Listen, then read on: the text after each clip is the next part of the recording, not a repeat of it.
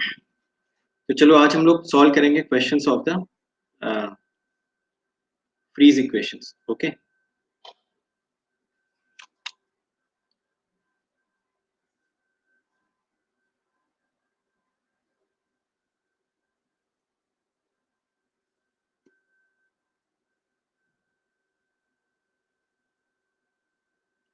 तो I hope आप लोगों ने कम से कम फ्रीज इक्वेशन को रिवाइज कर लिया होगा और इसके अराउंड जितने भी कॉन्सेप्ट.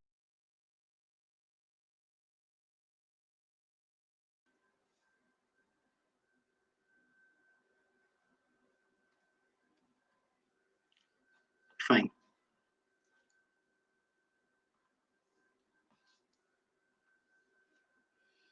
तो any doubt in Friis equation?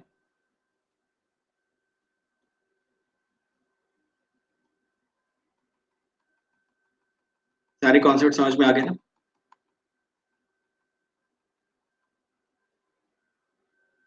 चलो क्वेश्चंस लगाते.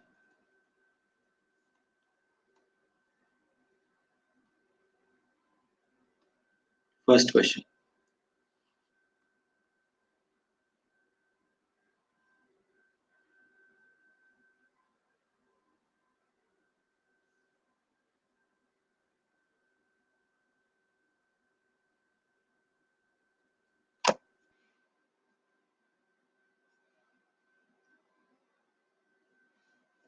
चलो देखो first question and start solving this question one by one. Question पढ़ लो, थोड़ा सा मैं टाइम दूंगा आपको, फिर हम लोग डायरेक्टली आते हैं क्वेश्चन के आंसर्स कैलकुलेट करने. तो बहुत सारे क्वेश्चन है आज की क्लास में अपने पास. सारे क्वेश्चन वन बाय वन हमें सॉल्व करने हैं, ठीक है? चलो देखते हैं. So in this question it is saying that, तो कैलसी वगैरह सब रेडी रखना, फटाफट आंसर्स बताते हैं.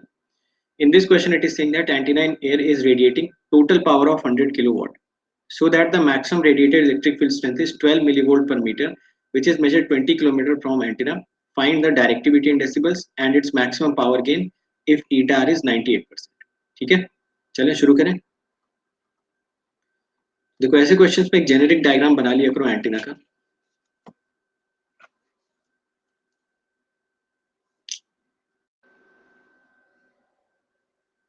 चलो तो ऐसे ऐसे क्वेश्चंस में first of all try to make a generic diagram of antenna, ताकि जो भी चीज़ हमें रिलेट करनी है वहां से रिलेट कर.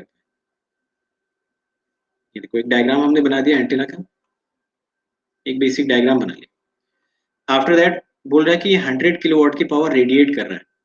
तो 100 किलोवाट की पावर अगर रेडिएट कर रहा है तो आपको मुझे बताना है कि क्वेश्चन में डेटा किस चीज का दे रखा है. क्वेश्चन में आपको दे रखा है पीटी का डेटा, है ना? पावर जो रेडिएट करता है मतलब पीटी का डेटा दे रखा है आपको 100 किलोवाट. ठीक है, समझ आया? और ये बोल रखा है कि जो maximum radiated electric field measure हो रही है 20 किलोमीटर दूर पे, वो 12 मिलीवोल्ट पर मीटर. तो यहां से अगर आप 20 किलोमीटर की दूरी तय करें तो यहाँ पे जो मैक्सिमम इलेक्ट्रिक फील्ड वो मेजर कर रहा है वो है 12 मिलीवोल्ट पर मीटर. शायद यही दिया क्वेश्चन. 12 मिलीवोल्ट पर मीटर दे रखा है. And this angle is theta, this is your Z axis, and this is e theta as max if you understand. So can you tell me what is e theta as? देखो यहाँ पे question में जो भी इसने दे रखा है, directivity पूछा है, डेसिबल में मैक्सिमम पावर गेन पूछा है, क्वेश्चन में जो भी आपसे पूछ रखा है, तो जो यहाँ पे इसने मेंशन कर रखा है ई थीटा एस, ये बताओ ई थीटा एस दिया है या फिर ई थीटा एस मैक्स दिया है? जो ये डेटा आपको मेंशन किया है ना, it is given as 12 millivolt पर मीटर. ठीक. पावर रेडिएटेड का फॉर्मूला क्या होता है आपको पता होगा कि अगर आप पावर रेडिएटेड को फॉर्मूला कैलकुलेट करें, time average Poynting vector becomes equal to pt g dt theta comma phi upon 4 pi r square equal to 1 by 2 mod of e theta square upon eta. कितने लोगों को ये formula याद है कि अगर मैं टाइम एवरेज पॉइंटिंग वेक्टर लिखूंगा, this is your time average Poynting vector, आप इसको ऐसे लिख सकते थे pt g dt upon 4 pi r square equal to 1 by 2 mod of e theta s upon eta. तो देखो क्वेश्चंस में क्या होता है ना, उसने कहीं पे भी time average Poynting vector word use नहीं किया. बट आपको पता होना चाहिए कि अगर मुझे गेन को और इलेक्ट्रिक फील्ड को इनको आपस में मैच कराना है, तो मैच कराने के लिए हमारे पास एक ही फॉर्मूला है, टाइम एवरेज पॉइंटिंग वेक्टर। तो ये पी एवरेज जब भी हम लिखते हैं, it means time average Poynting vector की हम बात कर रहे हैं। चलो इन दोनों को इक्वेट करते हैं। क्वेश्चन में अगर आप देखेंगे कि ई थीटा एस मैक्सिमम दे रखा है, पीटी कांस्टेंट दिख रहा है आपको। अगर आपको ई थीटा एस को मैक्सिमाइज कराना है, तो बताना कौन सा फैक्टर मैक्सिमाइज करा सकते हो। इसी को मैक्सिमाइज करना पड़ेगा। देखिए, तो सारे सिंबल्स वगैरह याद रखना, जैसा भी हम लोगों ने पढ़ा था लास्ट क्लास में, कि इसको हम हमेशा टाइम एवरेज पॉइंटिंग वेक्टर बोलते हैं। ये टाइम एवरेज पॉइंटिंग वेक्टर की ये वैल्यू आ गई, ठीक है। चलो ये हमने लिखा है, इसको भी मैक्स करना पड़ेगा। आप मुझे बता सकते हो अगर आपने इसको मैक्सिमम कर दिया तो ये क्या रिप्रेजेंट करेगा? डायरेक्टिविटी। तो अल्टीमेटली आपको मिला PT into directivity upon 4 pi r square. अब देखो हमेशा जरूरी नहीं कि यही मैक्सिमाइज हो, किसी किसी क्वेश्चन में पावर मैक्सिमाइज करा सकता है, किसी किसी क्वेश्चन में डिस्टेंस को कम करा सकता है, ठीक है। तो ऐसा जरूरी नहीं, इस क्वेश्चन में पावर कांस्टेंट थी, आर कांस्टेंट था, इस वजह से यही एक फैक्टर बचता है जिसको आप मैक्सिमाइज कर सकते हो। समझ आ गया ना ये पॉइंट सबको? तो बाकी सारी चीजें क्वेश्चन में दे रखी हैं आपको। ऐसे क्वेश्चंस बहुत ज्यादा ही पॉपुलर होते हैं जिसमें आपको टाइम एवरेज पॉइंटिंग वेक्टर से दो चीजें रिलेट कराएगा। डायरेक्टिविटी आई थिंक क्वेश्चन में पूछा था, डायरेक्टिविटी निकाल लो। 1/2 mod of e theta s square upon eta into 4 pi r square upon P T. सारी वैल्यूज पुट कर देते हैं। 1/2 mod of A theta square कितना हो जाएगा? 12 मिली वोल्ट पर मीटर। कितना दिया? 12 मिली वोल्ट पर मीटर। तो ये होगा 12 इंटू 10⁻³ होल स्क्वायर। ईटा हो जाएगा 120 pi. 4 pi r square will become 4 pi into 20 into 10⁻³ whole square. Power transmitted कितना दिख रहा है आपको? 100 kilowatt. So you will write it as 100 into 10⁻³। ये डायरेक्टिविटी कैलकुलेट करिए और डीबी में मुझे आंसर निकाल के बताओ। 30 सेकंड से ज्यादा नहीं लगना चाहिए, मुझे फाइनल आंसर डीबी में चाहिए।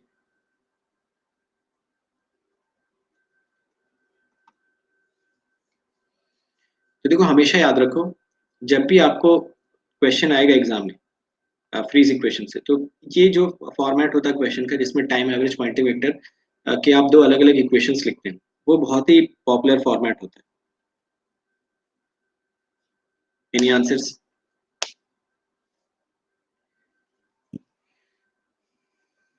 तो इतना भी टाइम नहीं लगना चाहिए आंसर निकालने में।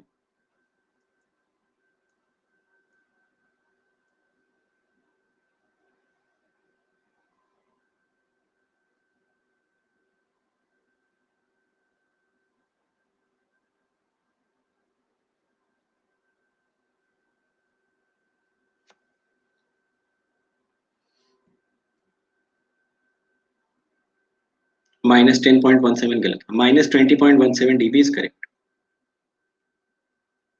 This answer is correct. Okay fine. तो मेरे ख्याल से ये पॉइंट समझ में आया। अब देखो अगला क्वेश्चन में क्या पूछ रहा है। क्वेश्चन में नेक्स्ट पार्ट पूछ रहा है, calculate its maximum power gain if eta R is 98%। So what is eta R? देखो आपको पता होता है power gain is nothing but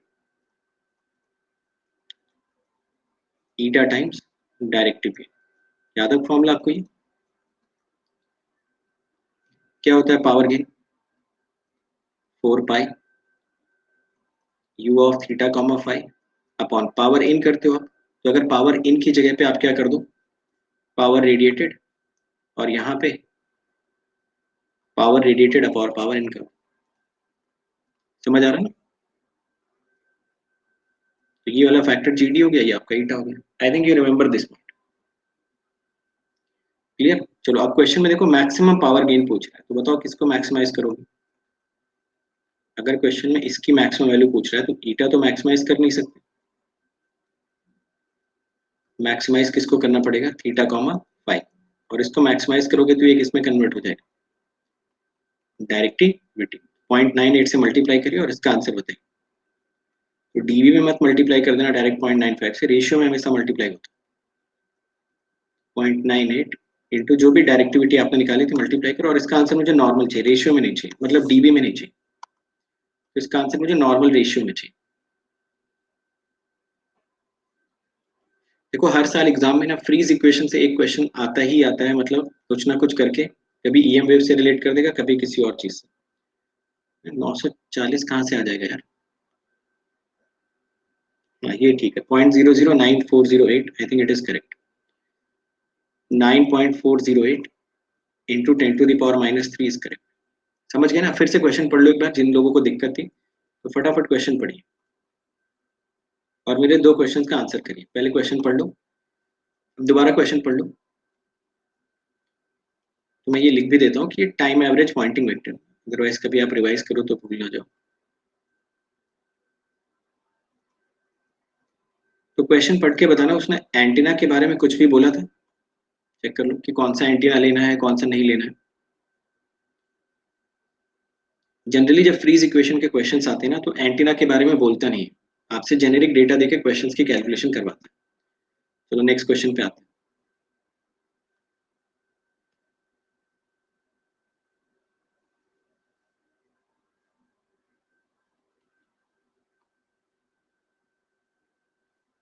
तो ये क्वेश्चन देखो, next question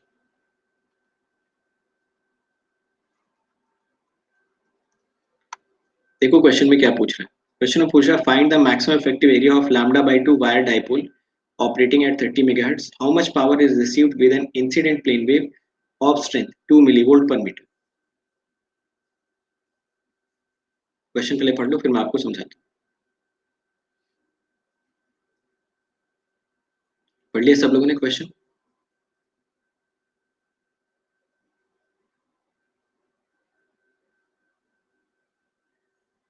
so I hope you have understood the question. चलो पहले क्वेश्चन मैं आपको समझाता हूँ, क्वेश्चन में आप समझोगे कैसे। क्वेश्चन में दे रखा find the maximum effective area of lambda by 2 wire dipole antenna. ये तो समझ में आ रहा है कि चलो कुछ ना कुछ लगा के तो कैलकुलेट कर लेंगे। ये पूछ रहा how much power is received with an incident plane wave of strength this. इसका मतलब ये जो एंटीना दे रखा है, ये अभी ट्रांसमिटिंग मोड में काम कर रहा है या रिसीविंग मोड में? रिसीविंग मोड में काम कर रहा है। पहली चीज तो आपको ये पता चलनी चाहिए। तो अगेन हमेशा एक छोटा सा जेनेरिक डायग्राम बना लिया करो, ठीक है? छोटा सा एक जेनेरिक डायग्राम बना लिया करो ताकि आपको एक आइडिया लग सके। चलो ये इसका इफेक्टिव एरिया हमें कैलकुलेट करना है। फ्रीक्वेंसी ऑफ ऑपरेशन क्वेश्चन में आपको मेंशन कर रखी है, I think it is 30 megahertz, 30 megahertz. More over you can also length of this thing is given as lambda by 2। तो इसकी जो लेंथ दे रखी थी वो लैम्डा बाई 2 दे रखी थी, मतलब आप इसको हाफ वेव डाइपोल की तरह ट्रीट कर सकते थे। इतना डेटा क्वेश्चन में ऑलरेडी हमको दे रखा है। सबसे पहले पूछा था मैक्सिमम इफेक्टिव एरिया कैलकुलेट करना है लैम्डा बाई 2 डाइपोल। तो चलो कैलकुलेट करते हैं मैक्सिमम इफेक्टिव एरिया। सबसे पहले मुझे बताइए इफेक्टिव एरिया क्या होता है? तो इफेक्टिव एरिया होता है lambda square upon 4 pi into G D of theta comma phi. Is it okay?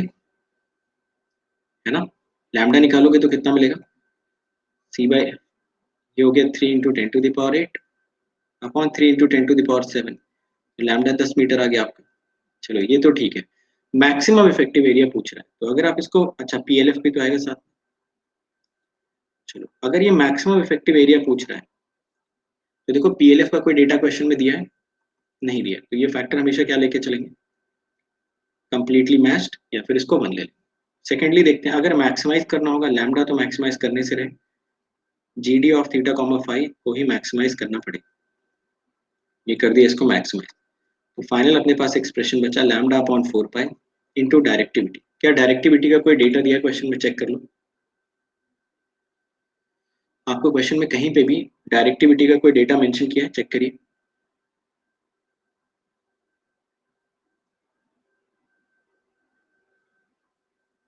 बोलो।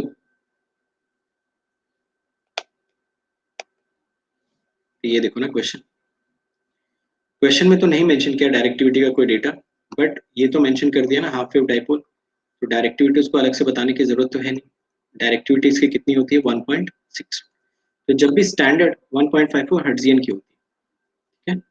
तो जब भी आपको स्टैंडर्ड डाइपोल देगा, चाहे हर्ट्जियन, चाहे हाफ वेव डाइपोल, चाहे क्वार्टर वेव मोनोपोल, चाहे हर्ट्जियन मोनोपोल, तो उस केस में आपको डायरेक्टिविटी का फॉर्मूला डायरेक्टली याद होना चाहिए। सबको समझ आ गई बात? ये तो ये डायरेक्टिविटी असल में हाफ वेव डाइपोल की डायरेक्टिविटी, इस वजह से डेटा नहीं दिया उसको। तो जब आप इसकी वैल्यू कैलकुलेट करेंगे तो आपको मिलेगा 100 बाई 4 पाई इंटू 1.6। बताना कितना आ रहा है इफेक्टिव एरिया कैलकुलेट करके। तो I think this answer you should get it as 13.0405 metre square. समझ गए ना? हर एक क्वेश्चन में एक एक कॉन्सेप्ट है यार, सारे कॉन्सेप्ट आराम से समझते जाओ।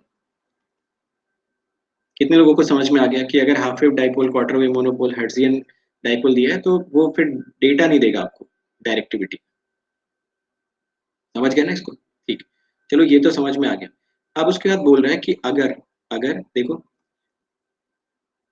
फिर बोला how much power is received when an incident plane wave of strength 2 millivolt पर मीटर। मतलब जो ईएम वेव आ रही है,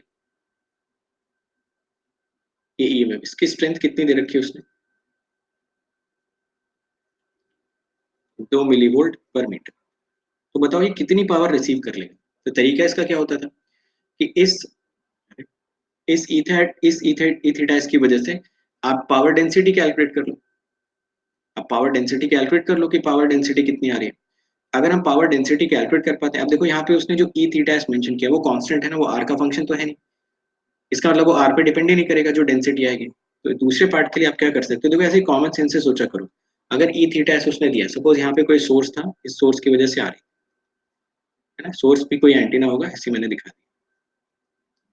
तो आप मुझे बता सकते हो कि आप क्या यहाँ पे time average Poynting vector calculate कर सकते हैं? तो टाइम एवरेज पॉइंटिंग वेक्टर हो जाएगा 1/2 mod of E theta S square upon eta, है ना।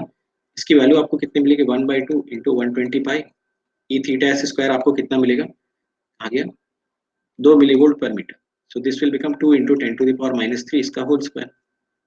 What ever may be the value that you are getting it from it, अगर किसी ने निकाला हो तो बता दो कितनी आ रही है।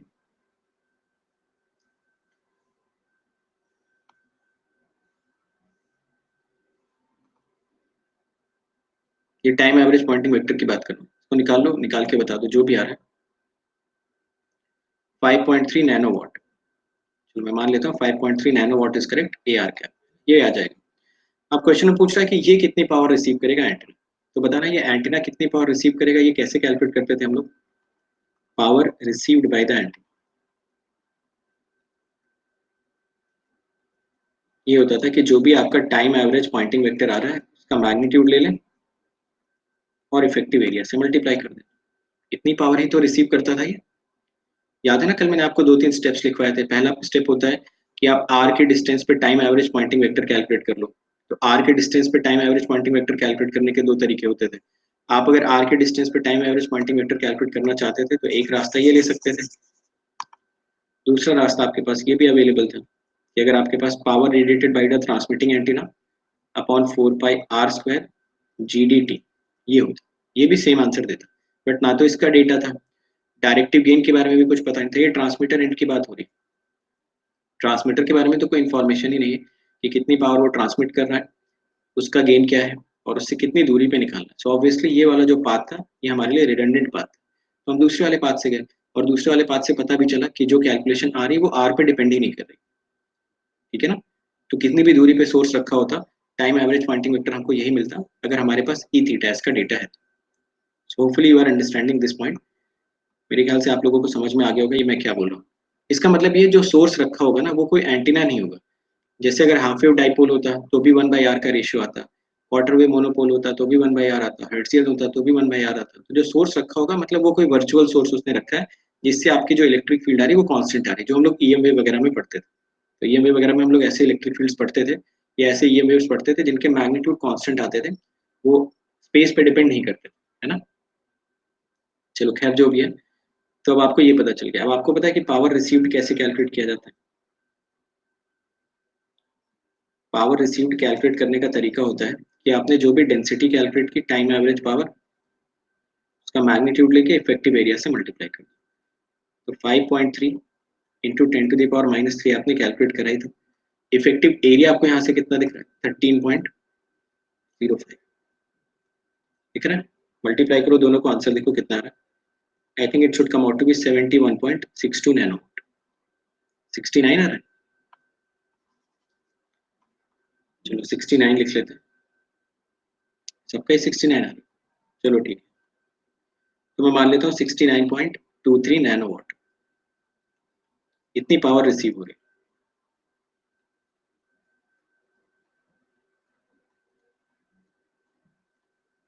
जो भी आंसर आ रहा है, आंसर आप निकाल लेना, इसी के राउंड आंसर आना चाहिए।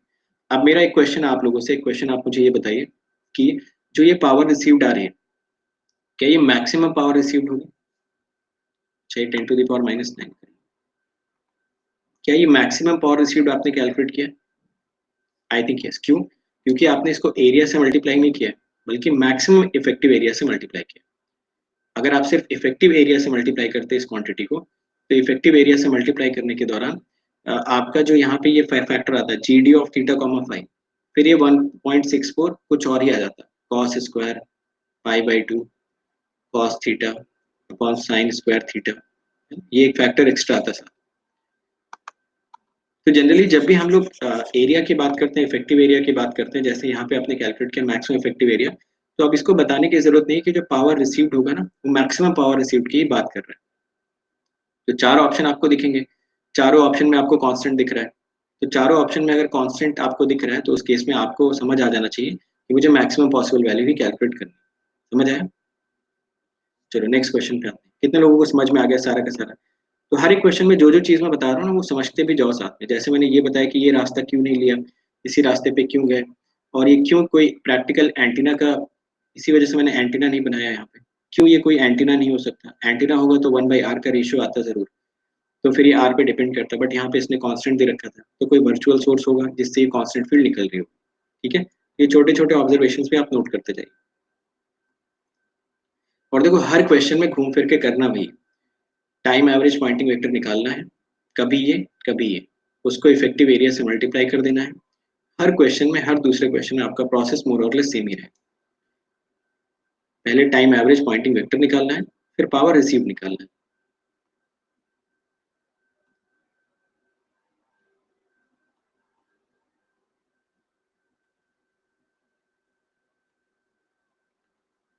Next question,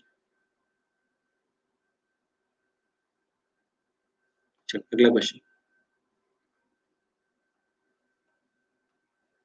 In the next question, it is given that transmitting and receiving antennas are separated by 200 lambda, having directive gains 25 dB 18 dB। अब देखो डायरेक्टिव गेन भी कांस्टेंट हो गए, है ना?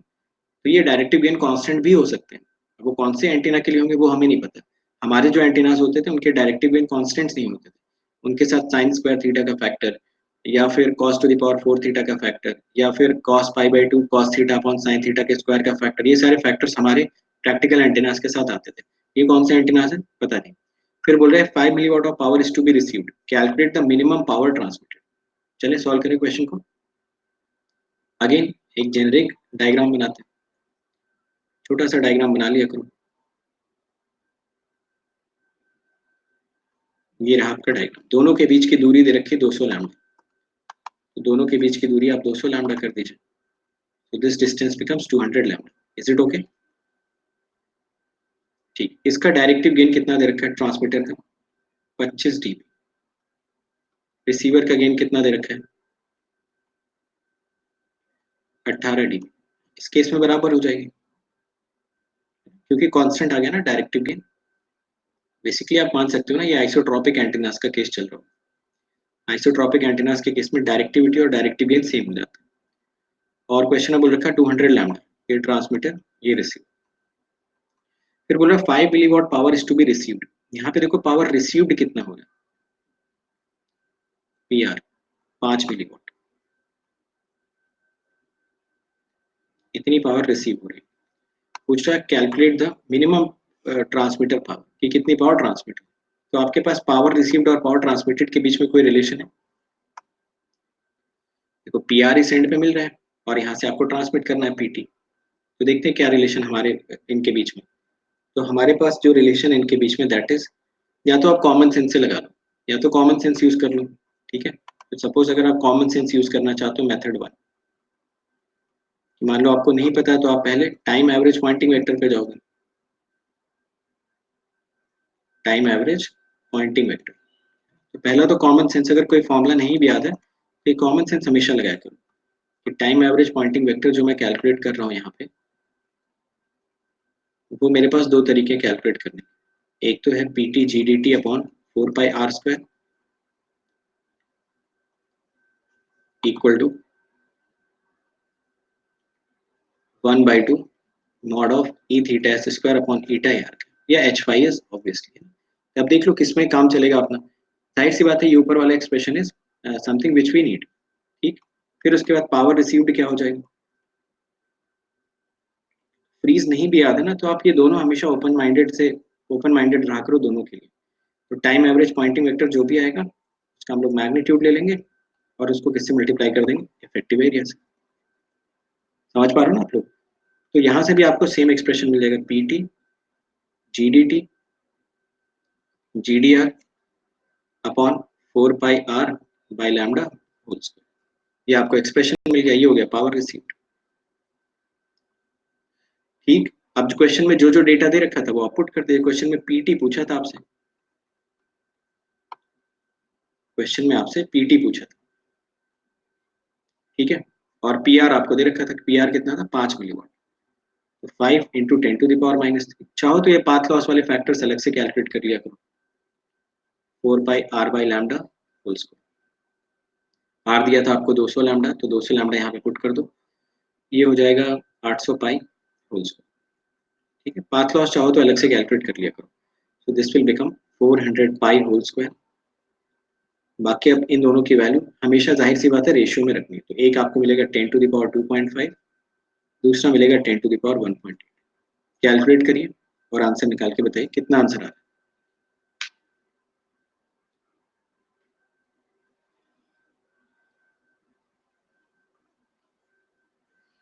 बोलो।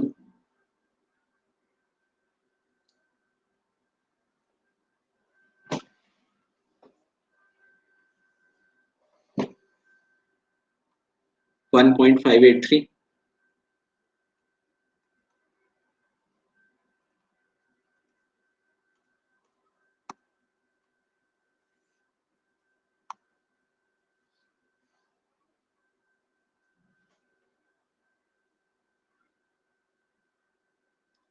Same answer everyone is getting?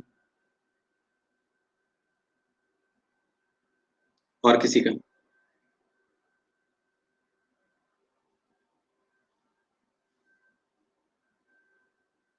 One 1.583।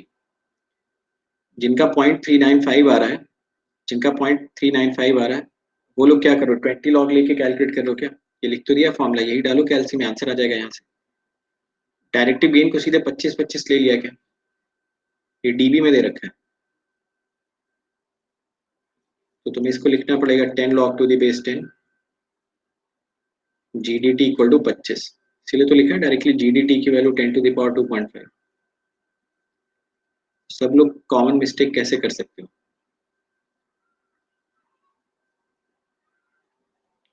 क्या किया,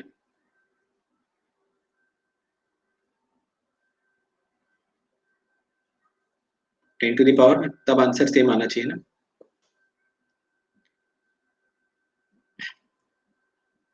तो फिर से चेक करो ना, अगर कुछ लोगों का 1.583 आ रहा है तो आपका भी आना चाहिए ना। चलो खैर जो भी है, मैं मान के चल रहा हूँ इसका आंसर सबने निकाल लिया होगा।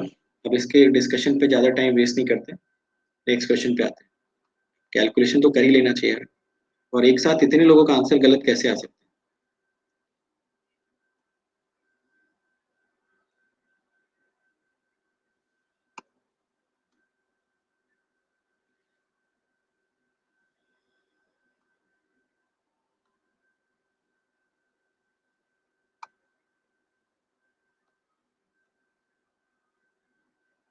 तो जो मैं लिखता हूँ वही कैलकुलेट कर देते हो क्या?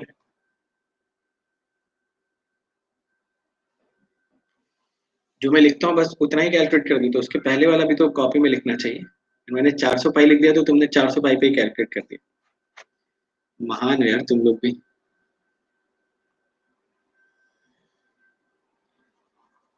फिर मान लो मैंने 400 पाई लिख दिया तो तुम बस उतना ही देख रहे हो क्या कि अब आराम करते हैं, और लास्ट में जो आएगा बस वो कैलकुलेट करके आंसर बताना अपना काम। ये लिखा है ना 800 पाई, 800 पाई डालो कैलकुलेट करो। चलो नेक्स्ट पे आते हैं, नेक्स्ट क्वेश्चन, अगला क्वेश्चन सॉल्व करो। थोड़ा तो मतलब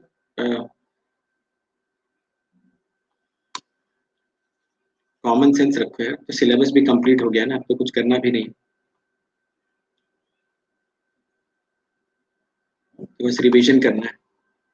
चलो बताओ इस क्वेश्चन का आंसर। नेक्स्ट, देखो बोल रहा है कि मैक्सिमम इफेक्टिव एरिया दे रखा है हर्ट्जियन डाइपोल का, जिसका लेंथ 10 सेंटीमीटर दे रखा है, operating length 100 megahertz. If the antenna receives 3 microwatt of power, what is the power density? तो बताना ये यहाँ पे क्या यूज करोगे, कौन सा ट्रांसमिटिंग और रिसीविंग, कौन सा एंटीना है?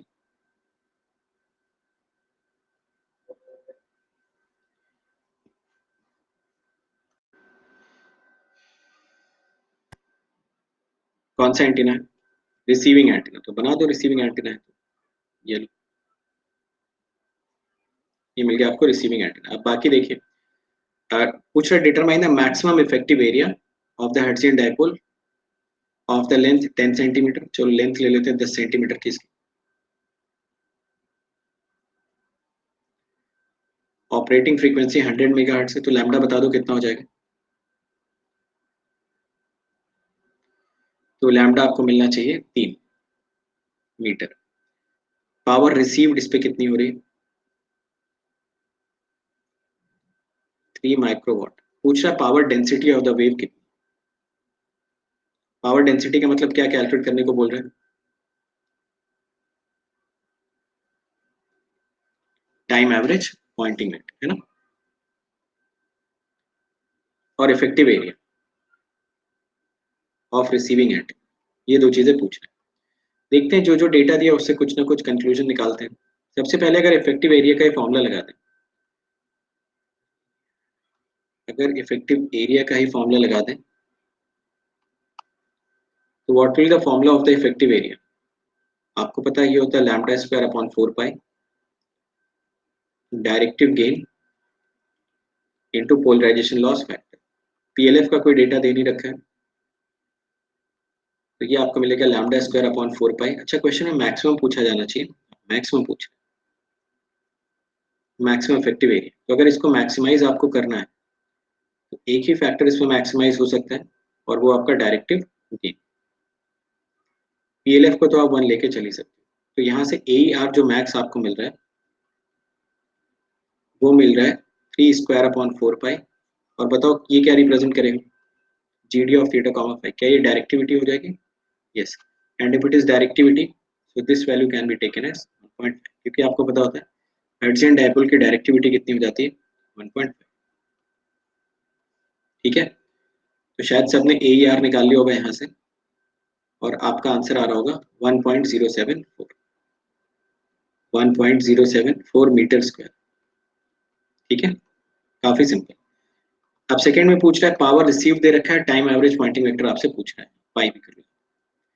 तो क्वेश्चन में आपसे पूछ रहा है, ये तो फर्स्ट पार्ट हो गया। सेकंड पार्ट में टाइम एवरेज पॉइंटिंग वेक्टर पूछा है आपसे, पावर रिसीव दे रखा है। तो अब तक आपको फॉर्मूला याद ही हो गया होगा। पावर रिसीव्ड अगर आपको कैलकुलेट करना है तो टाइम एवरेज पॉइंटिंग वेक्टर तो ये होगा 4 pi r square ji D T of theta comma five, ये होगा टाइम एवरेज पॉइंटिंग वेक्टर। और इसको मल्टीप्लाई किससे करोगे? जो भी इसका इफेक्टिव एपर्चर एरिया, चेक करिए एक बार जरा। ठीक है, तो जो यहाँ से टाइम एवरेज पॉइंटिंग वेक्टर आपको मिलेगा ये होगा time average Poynting vector, this will be time average Poynting vector. दूसरा तरीका ये हो सकता था इसमें 1/2 mod of E theta S square upon eta into A R. Time average Poynting vector का फॉर्मूला हम लोगों ने कल डेवलप ही कर लिया था कि जो भी आपका टाइम एवरेज पॉइंटिंग वेक्टर होगा that will be P T G T upon 4 pi r square. याद है ना आपको? ठीक है, तो ये दोनों में से कोई भी एक एक्सप्रेशन आप यूज कर सकते हो।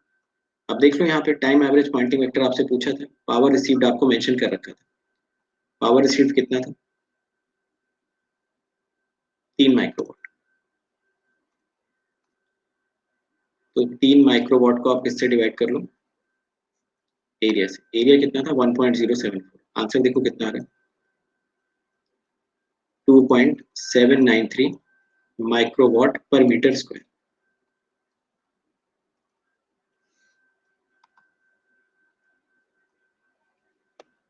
ये था अपना फाइनल आंसर। ठीक है,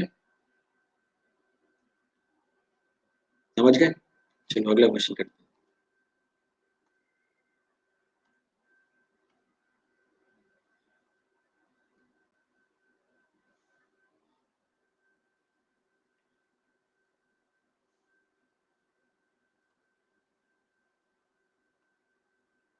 चलो इस क्वेश्चन को देखो।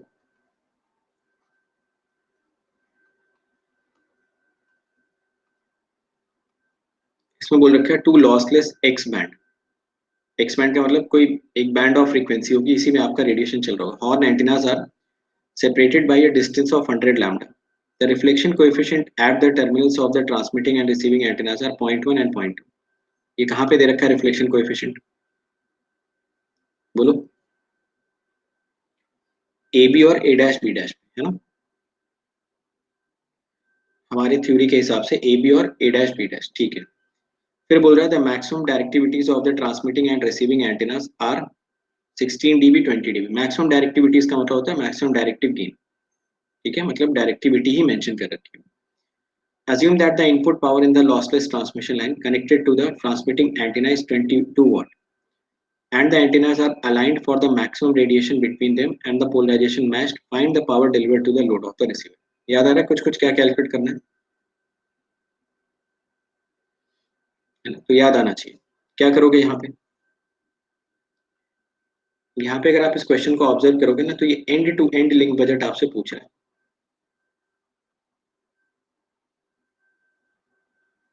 And to end link budget आपसे पूछ रहा है।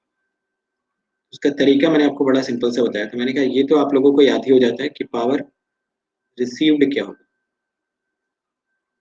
और पावर ट्रांसमिटेड क्या होगा। ये तो हमें याद हो ही जाता है, अपॉन 4 पाई आर। अगर हम इसको लोड तक पहुंचाना चाहते हैं और यहाँ पे पीटी की जगह पी इन लाना चाहते हैं, तो हमें कुछ करने की जरूरत नहीं होती है। हम सिर्फ और सिर्फ क्या करते रहते हैं, सारे के सारे लॉसेस को मल्टीप्लाई कर देते हैं।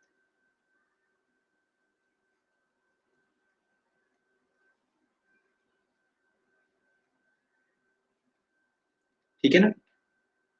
तो बड़ा ही सिंपल सा तरीका मैंने आपको बताया था। चलो देखते हैं क्वेश्चन में क्या क्या दे रखा है। क्वेश्चन में एक तो डिस्टेंस मेंशन कर रखी है, जो भी अपने काम की चीज है वो हम उठा लेते हैं। डिस्टेंस है 100 लैम्डा, चलिए ठीक है। Reflection coefficient at the terminals of transmitting antenna, तो ट्रांसमिटिंग एंटीना पे जो गामा टी दिया था वो 0.1 दिया था और गामा आर जो दिया था वो 0.2 दिया था। इसमें भी कोई प्रॉब्लम नहीं है, आगे चलते हैं। फिर मैक्सिमम डायरेक्टिविटीज, मतलब आपको जी डी टी भी मेंशन दे रखा है 16 डीबी और जी डी आर भी दे रखा है 20 डीबी, इसमें भी कोई प्रॉब्लम नहीं। फिर बोला assume that the input power in the lossless transmission, lossless बोल दिया तो मतलब ईटा सी डी ट्रांसमिशन 1 हो गया, ईटा सी डी आर क्या हो गया 1 हो गया, लॉसलेस बोलते हैं।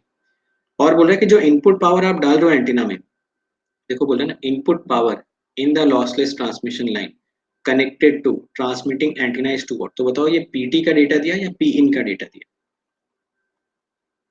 ये पी इन का डेटा दिया। कल वाला डिस्कशन अगर आपको याद होगा तो बहुत आसानी से आप समझ पाओगे कि assume the input power in the lossless transmission line connected to the transmitting antenna। तो जो ट्रांसमिटिंग एंटीना है उसके पीछे भी एक ट्रांसमिशन लाइन लगा रखी है, उसमें इनपुट पावर ये लॉन्च कर रखे हैं। And the antennas are aligned for the maximum radiation between them. इसका मतलब क्या हो गया?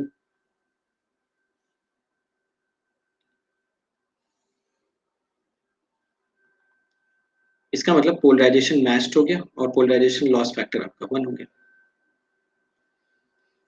ठीक है, तो अगर they are aligned for the maximum radiation between them and this data is given, उसके बाद पूछ रहा what is the power delivered to the load of the receiver. तो ये भी नहीं पूछ रहा कि एपर्चर पे रिसीव कितना होगा। अगर सिर्फ ये पूछता कि एपर्चर पे कितना रिसीव होगा तो कौन कौन सा फैक्टर हटा देते, 1 माइनस मॉड गामा स्क्वायर और ईटा सी डी आर हटा देते हैं, है ना? अगर वो पूछ रहा है लोड पे बताओ लास्ट में जाके कितना डिलीवर होगा, तो हमें सब कुछ कंसिडर करना पड़ेगा, समझ रहे हो ना? अगर आपसे पूछता कि सिर्फ एपर्चर पे कितना आ रहा है तो एपर्चर पे रुक जाते हैं। अगर पूछता लोड तक कितने चले जाओगे तो ईटा सीडीआर और 1 minus mod gamma R square भी पिक्चर में आता है एंड सो ऑन। चलो अब रखो सारी वैल्यूज कैलकुलेट करो।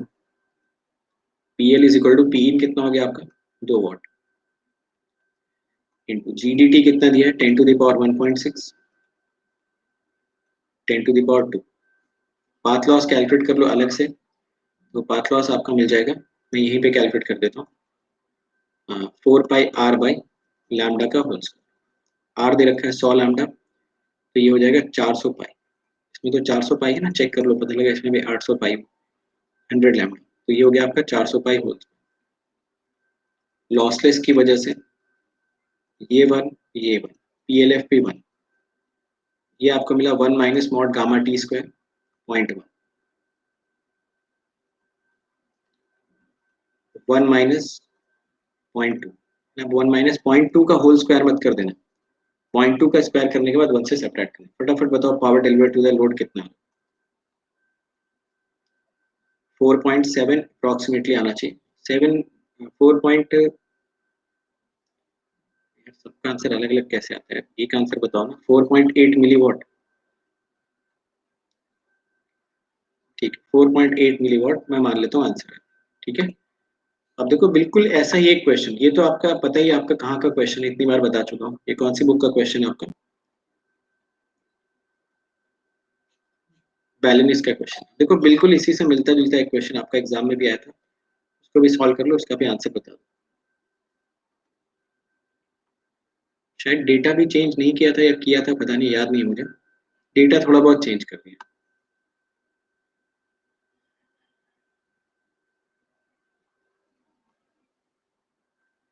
और मतलब अगर तुम देखोगे ना, तो ये जो मैक्सिमम डायरेक्टिविटीज वाला वर्ड है ना, अगर आप कभी बैलेंस पढ़ोगे तो बैलेंस में डायरेक्टिव गेन कुछ है ही नहीं। बैलेंस ना डायरेक्टिव गेन डिफाइन ही नहीं करता, उसके लिए एक है डायरेक्टिविटी, एक है मैक्सिमम डायरेक्टिविटी। तो इन लोगों ने भी क्या किया, वहीं से, मतलब आप ऐसे समझो कि लैंग्वेज तक नहीं चेंज की, बस क्वेश्चन उठाया, थोड़ा बहुत डेटा वेटा चेंज किया और वैसे ही छाप दिया। जबकि अगर आप स्टैंडर्ड देखोगे इंडियन सिनेरियोज में, तो जो डायरेक्टिव गेन होता है वो हम लोग हमेशा डिफाइन करते हैं और फिर डायरेक्टिविटी पे जाते हैं। जबकि आप बैलेंस अगर पढ़ोगे तो बैलेंस में कहीं पे भी डायरेक्टिव गेन जैसा वर्ड है ही नहीं, या तो वो डायरेक्टिविटी बोलता है या मैक्सिमम डायरेक्टिविटी बताता है। और उसके लिए डायरेक्टिव गेन अगर आप पढ़ोगे भी ना, तो गेन का मतलब होता है ये उसका पावर गेन जो हम लोग पढ़ते हैं, है ना। चलो आंसर निकालो और बताओ, क्या प्रीवियस टू प्रीवियस में भी फ्रीज रिजल्ट देगा, मतलब यार कुछ क्या पूछ रहे हो, मैं समझ नहीं पा रहा हूँ, फिर से पूछो। फ्रीज के बारे में क्यों सोच रहे हो, फ्रीज इक्वेशन सोचने से बेटर हमेशा होता है पहले टाइम एवरेज पॉइंटिंग वेक्टर के बारे में सोचो, फिर एरिया से मल्टीप्लाई करो। फ्रीज इक्वेशन को क्यों लेके चलें हम लोग। चलो समझ आ गया ना ये क्वेश्चन सब लोगों को कि बिल्कुल सेम क्वेश्चन है, कोई भी अंतर नहीं है। तो आंसर बता दो इसका जल्दी से निकाल के। फ्रीज इक्वेशन को ऐसे रटो मत, फ्रीज इक्वेशन को समझो कि कहाँ पे क्या क्या चीज, टाइम एवरेज पॉइंटिंग वेक्टर निकालने के दो तरीके हैं। कभी हम लोग 1/2 E theta square upon eta को एरिया से मल्टीप्लाई करेंगे, कभी हम लोग direct time average Poynting vector को ई थीटा से मल्टीप्लाई कर देंगे। तो उस चीज को समझिए, है ना। अप्रोक्सीमेटली 3 वॉट आ रहा है कि मिली वॉट आ रहा है, अप्रोक्सीमेटली 3 आंसर आ रहा है। चलिए मैं आपके इंटेलिजेंस पे छोड़ता हूँ कि ये क्वेश्चन आप खुद से अटेम्प्ट करेंगे, ठीक है। मैं मान के चल रहा हूँ कि शायद आप लोगों ने कैलकुलेट किया होगा, power deliver to the load इसमें आपको 3 मिलीवॉट मिल रहा है। देखो वैसे अगर मुझसे पूछोगे तो मैं तो ये बोलूंगा कि ये क्वेश्चन आउट ऑफ सिलेबस है। अगर आप मुझसे पूछोगे ना तो ये क्वेश्चन आउट ऑफ सिलेबस है, क्योंकि जैसे अगर आप PSC वगैरह का सिलेबस देखोगे तो उसमें साफ साफ वो लिखता है कि लिंक बजट भी मुझे जानना है। तो जब आप लिंक बजट करते हो ना, तो दुनिया भर के लॉसेस उसमें, splice losses, connector losses, joint losses, star losses सारे आ जाते हैं उसमें। तो यहाँ पे सिलेबस में उनको लिखना चाहिए कि एंटीना का भी हम लिंक बजट पूछने वाले हैं, तब हमें इस चीज़ को तैयार करना चाहिए। बट खैर बात तो वही है कि अगर क्वेश्चन छापना ही है तो सिलेबस का क्या ही फर्क पड़ता है, कुछ भी डाल दो क्वेश्चन। अगला क्वेश्चन, नेक्स्ट क्वेश्चन।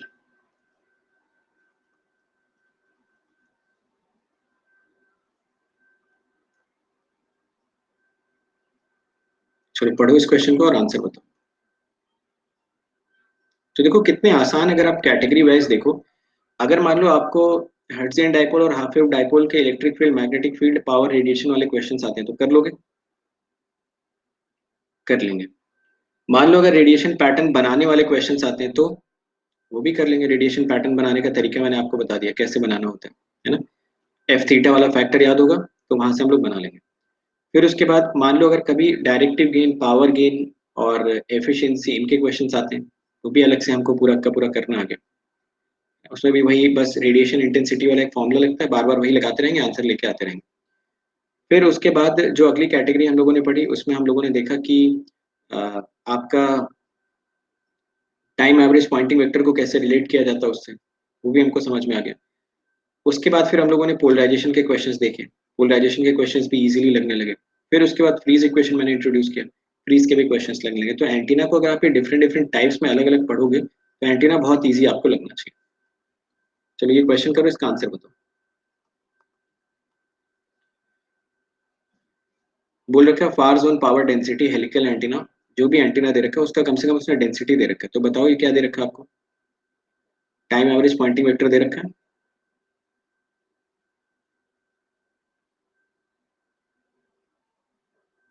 तो अगर आपको टाइम एवरेज पॉइंटिंग वेक्टर दे रखा है तो आप मुझे बताइए कि पावर रेडिएटेड कैसे कैलकुलेट करोगे?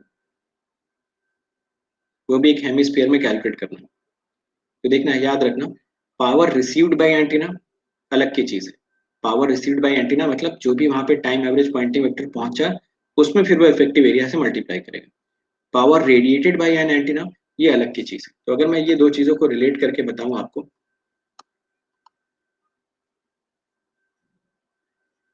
अगर मैं ये दो चीजों को रिलेट करके आपको बताऊं, देखो, तो आप ऐसे समझ सकते हो कि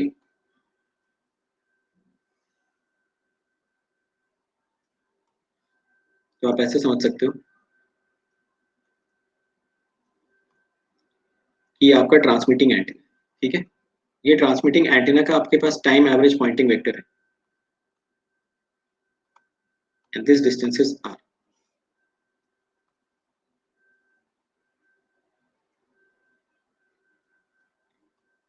एंड इट इज स्मॉल,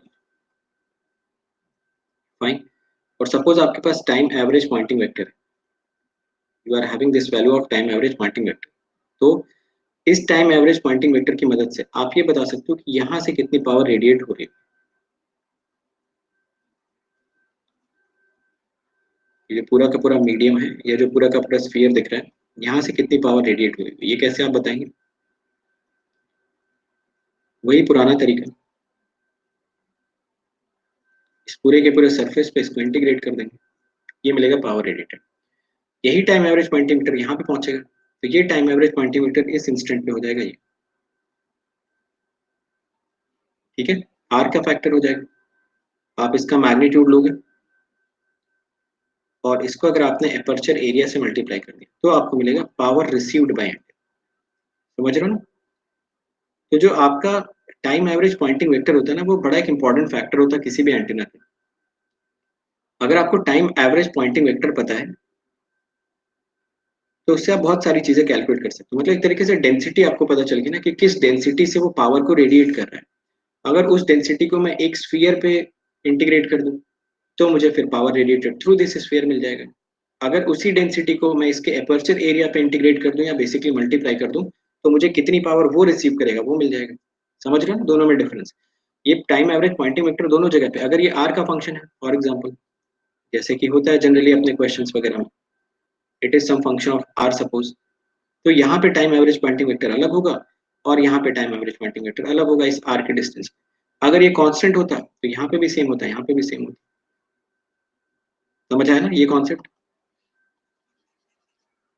तो अगर आपको किसी भी एंटीना का टाइम एवरेज पॉइंटिंग वेक्टर पता है तो उससे आप बहुत सारी चीजें निकाल सकते हो। आप उससे ये निकाल सकते हो आर की दूरी पे कोई एंटीना है, उसका इफेक्टिव एरिया पता है तो वो कितनी पावर कैप्चर कर रहा होगा।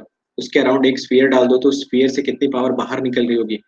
कोई हेमिस्फीयर डाल दो तो कितनी पावर बाहर निकल रही होगी। कोई प्लेट डाल दोगे तो उससे कितनी पावर क्रॉस करती हुई जा रही होगी। तो ये सारी चीजें आप कैलकुलेट कर सकते हो। तो इस केस में अगर आप देखो तो आपको टाइम एवरेज पॉइंटिंग वेक्टर दे दिया और बोल रखा है कि ये रेडिएट कर रहा power which is symmetrically with respect to pi and exist only in the upper hemisphere and c naught is constant.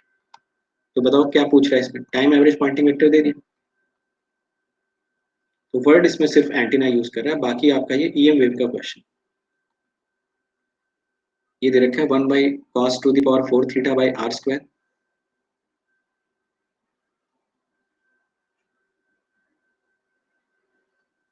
Check कर लो क्या ये ठीक है, a r cap r square c naught, I think everything is written, है ना? ठीक है, तो अब बस आपको कैलकुलेशन करनी है, कैलकुलेशन कर लो what will be the power radiated. तो पावर रेडिएटेड आपकी हो जाएगी time average Poynting vector dot dS. DS कैसे कैलकुलेट करोगे, शायद अब तक आपको आदत पड़ गई होगी डीएस कैलकुलेट करने की। ये मिलेगा r square sine theta d theta d, है ना? क्योंकि देखो ये ए आर कैप है, तो आपको ऐसा डीएस चाहिए होगा जो ए आर कैप में रिजल्ट कराए। ऐसा डीएस अगर आपको चाहिए तो बाकी दोनों का मैग्नीट्यूड लोगे, तो r square sine theta d phi आपको मिलेगा with a r cap sine. So I hope you can calculate these things very easily. R r cancel out हो जाएगा, सी नॉट क्वेश्चन में खुद ही बोल रखा है कांस्टेंट है, डी फाई बोल रहा है 0 से 2 पाई ले लेना। रही बात डी थीटा की, तो वो आपको कैलकुलेट करना है 0 to पाई/2। ये आपको मिला cos⁴ थीटा, ये मिला साइन थीटा डी थीटा। चाहो तो इसका इंटीग्रेशन लगा के सॉल्व कर लो, चाहो तो जो इसका शॉर्टकट होता है उससे डायरेक्टली कैलकुलेट कर लो। शॉर्टकट क्या होता है, 4 को 1 कम करो कितना बचेगा, 3, 3 में से 1 सब्ट्रैक्ट करो 1, यहाँ पे तो 1 ही दिख रहा है, नीचे 4/2, दोनों पावर इवन होती तो पाई/2, इवन नहीं है तो 1 का फैक्टर। अदरवाइज भी कैलकुलेट करके देख लेना, शायद 3/8 ही आना चाहिए। तो ये मिलेगा 2 पाई इंटू 3/8। तो आपको यहाँ से शायद मिलना चाहिए, चेक कर लेना एक बार, आई थिंक आपको मिलना चाहिए सी नॉट 3 पाई/4।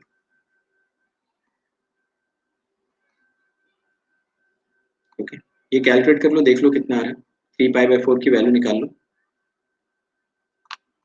तो ये लगभग लगभग 9, 4, कुछ 2.2 के आसपास आपको कुछ आंसर आना चाहिए।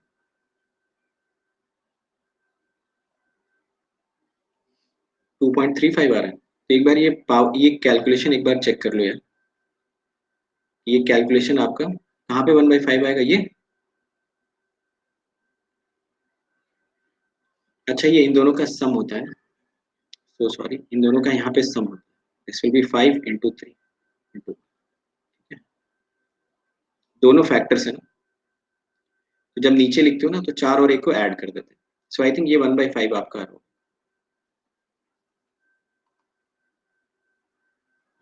तो शायद आपको सी नॉट इंटू 2 पाई/5 दिख रहा हो। अब बताओ कितना आ रहा आंसर, 1.25 सी नॉट। चेक कर लेना 1.25 सी नॉट। तो ये तो गया, ये भी गया, इन दोनों में से एक ऑप्शन हो सकता है। सेकंड पूछना मैक्सिमम डायरेक्टिविटी, तो डायरेक्टिविटी कैसे कैलकुलेट होगी, डायरेक्टिविटी कैलकुलेट करने के लिए पहले आपको डायरेक्टिव गेन चाहिए, और डायरेक्टिव गेन कैलकुलेट करने का तरीका क्या होता है,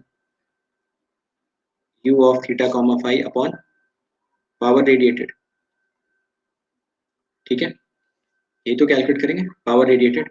अब पावर रेडिएटेड कैसे कैलकुलेट करोगे, फिर से वही लॉजिक आ जाएगा, double integration of u of theta comma phi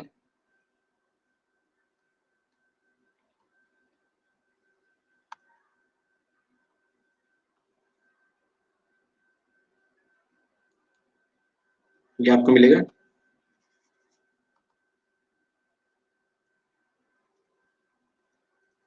theta comma phi and sine theta.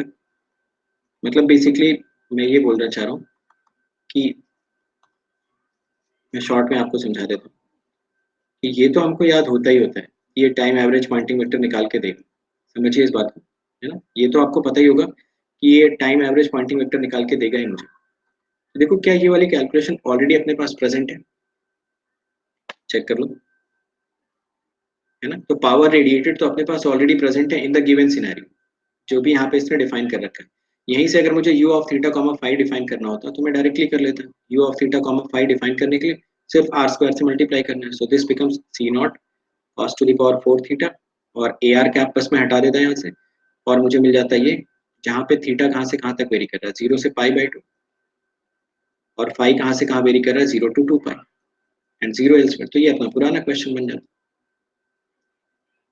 है ना। बट बट जो आपका पावर रेडिएटेड आता है, चाहे आप इससे कैलकुलेट करो चाहे इससे कैलकुलेट करो, आंसर तो सेम ही आने वाला है ना। तो उसमें तो कोई डाउट नहीं है कि वहां से आंसर सेम आएगा। बस हमें क्या करना है, ऊपर 4π और इसकी वैल्यू पुट कर देनी, तो पुट कर देते हैं। तो ये मिला 4π/c0, 4π/c0 cos to the power 4 theta divided by power radiated. Power radiated आपने खुद निकाल रखा था 1.25 c0। ये आपका आना चाहिए था गेन, ये मैं हटा देता हूँ, ठीक है ना। तो अगर आप इसकी वैल्यू कैलकुलेट करें तो c0 कैंसिल आउट हो जाएगा। तो जो आपको GD of theta comma five मिलेगा, ये बताओ कितना मिल रहा है, 10 cos to the power 4 theta, ऐसा कुछ मिल रहा होगा। इसकी मैक्सिमम वैल्यू आपसे पूछ रहे हैं, तभी आपको डायरेक्टिविटी मिलेगी। आपको पता है इसको मैक्सिमाइज कैसे करना है, सिंगल थीटा है, मैक्सिमम वैल्यू मिल जाएगी 10। डीबी में अगर पूछ रहा है तो आंसर कितना आ जाएगा, 10 log to the base 10, answer आता है 10। समझ गए ना। तो बस मैं ये वाली कैलकुलेशन को अवॉइड करना चाहता था क्योंकि अपने पास ऑलरेडी प्रेजेंट थी। अगर आप चाहते तो सेम एक्सप्रेशन को आप ऐसा भी लिख सकते थे, डबल इंटीग्रेशन ऑफ, अब पावर रेडिएटेड आपको पता ही कैसे लिखना होता है, u of theta comma five D से, है ना। आप ऐसे लिख सकते थे। तो बस यहाँ पे ये आर स्क्वायर वाला फैक्टर एक एक्स्ट्रा आपके पास आता है, साइन थीटा डी फाइव अलग से आपके पास आ जाता है। चलो क्या सारे क्वेश्चन समझ में आ गए ना। चलो एक क्वेश्चन मैं आपको और दे देता हूँ, वो आप खुद से ट्राई कर लेना, तब आपसे सारे क्वेश्चन लग जाएंगे। तो बस इस क्वेश्चन में देख लो, तरीका बता दो मुझे, क्या आपको समझ में आ रहा है, क्या करना है, पढ़ लो फटाफट क्वेश्चन।